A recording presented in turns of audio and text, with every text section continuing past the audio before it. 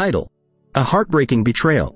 I cheated on my perfect husband. So, one day I forgot to put my ring back on, and I got hit on by a guy at a restaurant while hanging out with the girls. I looked down at my hand and realized I wasn't wearing it. I then thought a little flirting wouldn't hurt. What's going on, everybody? Hope everybody is feeling good. Hope everybody's doing well. You guys are at the title. Let's go ahead and get into this story. I am a 28-year-old female who cheated on my perfect husband, who's 29. Yeah, he was perfect. He was so perfect that you cheated on him. Let's get into it. I apologize in advance. This one will be long. I feel like you need to know the backstory to our relationship to fully understand the pain and suffering I'm putting the love of my life through right now, so please bear with me. I'm going to keep typing until I get everything out. Okay. 3 years ago, I cheated on my perfect husband that I love more than life itself. This morning, he found out from the person I cheated on him with, and now he wants a divorce. My husband, let's call him Mike, and I have been married for 5 years now, together almost 7 years. When I first met him, we were at a college party. I could tell he was uncomfortable. He's shy and hates crowds. So, I decided to do the nice thing and talk to him. It was not awkward like I was expecting, and we ended up staying together for the rest of the party. The next time we saw each other was a month later. I ran into him at a Whole Foods near campus. Again, the conversation between us was easy, and I found myself flirting with him, which really surprised me. Up until that point in my life, I had never really considered dating a black guy. I'm white. It's not that I didn't find them attractive, I just never had the opportunity. I went to a predominantly white school, so I only ever dated white guys before. When he could tell I wasn't going to leave him alone, he shyly started asking me to walk with him so he could finish shopping. After we both checked out, I was asking him for his number, and he got the most adorable look of disbelief on his face. He really thought I was playing with him, but after assuring him I wasn't, he gave it to me. I wanted to ask him out then and there, but I decided I had shocked him enough already. I did text him that night, though. After a few weeks of calling and texting each other, he called one day and actually surprised me by asking me out. I immediately said yes, even though I could tell he was still a little hesitant around me. Before my husband, I had dated 3 other people, and sex was something that happened early on in the relationship. But not with Mike. I tried to initiate after our second date, but he politely turned me down. I'll admit I was a little hurt, so I asked him why. We clearly liked each other. He told me that he had only dated one other person before me and that they did things but never went all the way. I told him that wasn't a problem for me. I wasn't really that experienced, but I knew what I liked. I said we could learn together. He then said that he was conflicted because of always telling himself he would wait until marriage and failing with his first girlfriend. Then, eventually changing his mind and deciding that he had to have real feelings for the girl before he considered having sex with her. I know he didn't mean it to hurt me, but it did. He could immediately see the hurt on my face, assured me that he did, in fact, have real feelings for me. He was just rambling. We then agreed that we would wait. A few weeks later, I brought him to a gathering a friend of mine was having. Like I mentioned above, he's shy and hates crowds. He still came because it was important to me that he knows my friends. Most of them were nice, but some of them acted weird towards Mike. Eventually, one of them got bold enough to actually say something, a girl who I thought to be one of my best friends, asking me, "Is this the guy you've been ditching us for?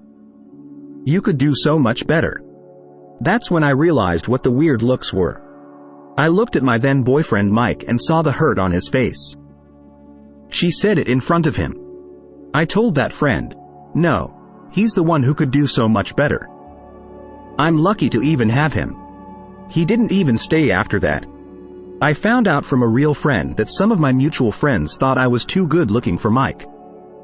I couldn't believe it. I never even thought of that. To me, he was one of the most handsome men I had ever met, and I was the lucky one. I called my mom after that to tell her what happened. She didn't interrupt me once while I rambled in anger. And when I finished, she said, "You're in love with him, honey. Are you bringing him home to meet us?" I told her that I couldn't possibly be in love with him. We had only known each other at this point for about 3 months and dated for almost 2. She just said, "You can't really help when you fall in love with someone." And it sounded like I was to her.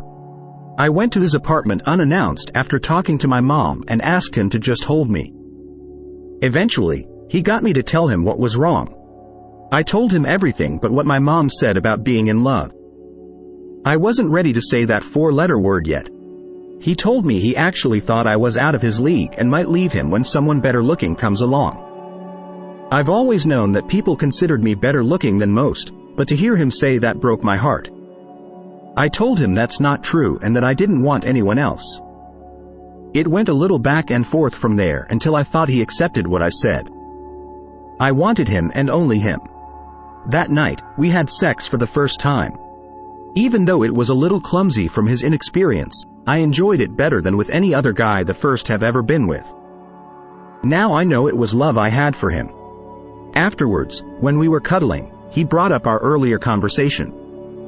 He told me that one of his biggest fears is being cheated on, and knowing what people thought of our relationship brought that fear out even more. Hearing him talk like that made me so mad. All I could think of is how could people not see how good of a person he was and focus just on his looks. Eventually, after many conversations and me reassuring him, he truly accepted it as the truth. I wanted him and nobody else. A couple of months later, we went to visit my parents. At the time, I was an out-of-state student, and this trip meant so much to both of us. Up until this point in my life, I had never brought a guy home, so my parents knew this was serious. When we got there, he surprisingly got on really well with everyone.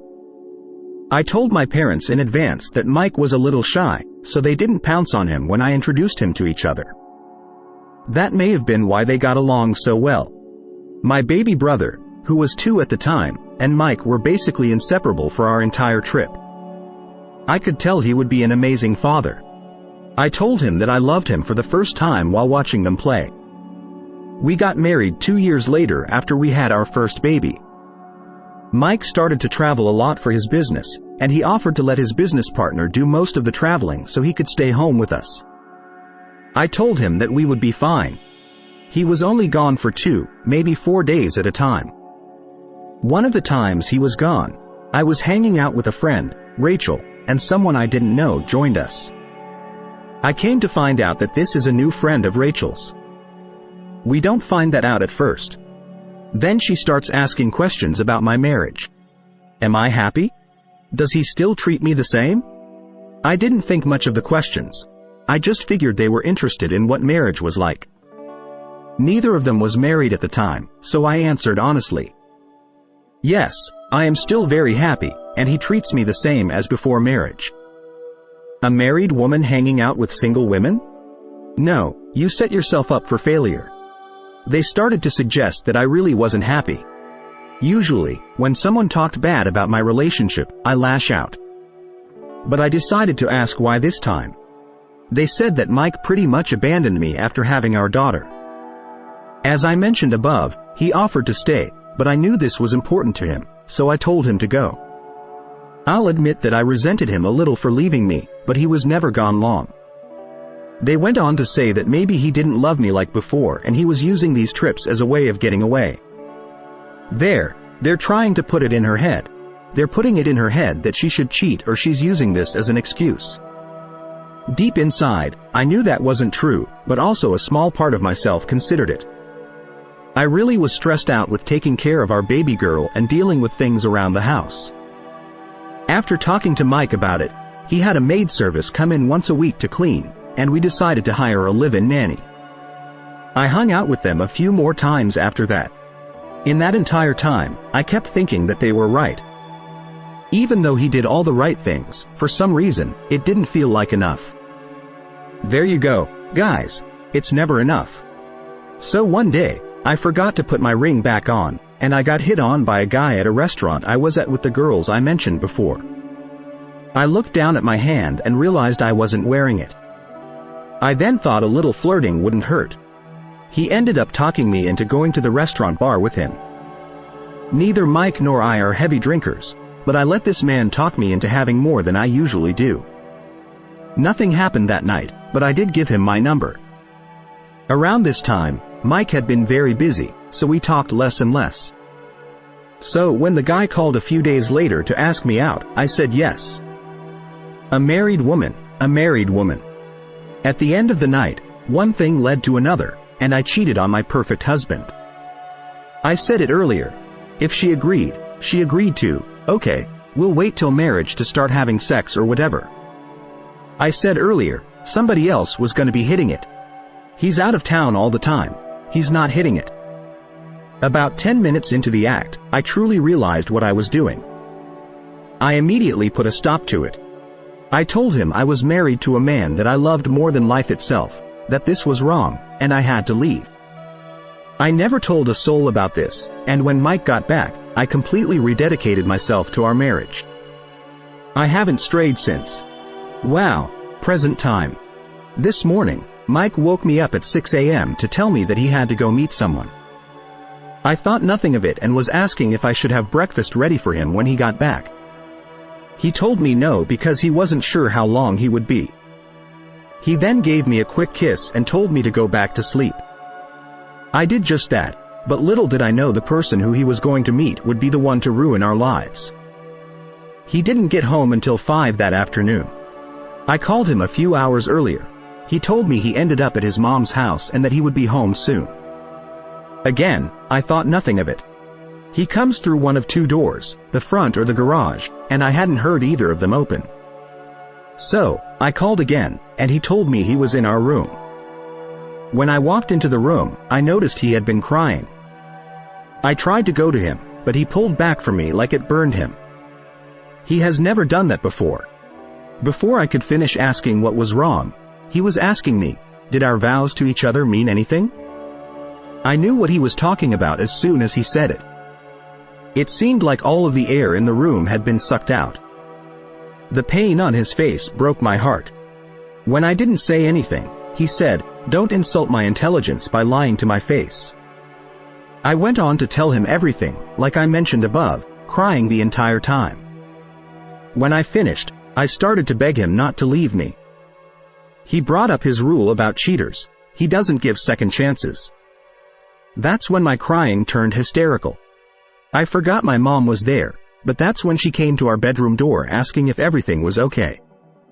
I went to tell her yes, and she eventually went away. When I came back to stand in front of my husband, he handed me his phone and told me to press play.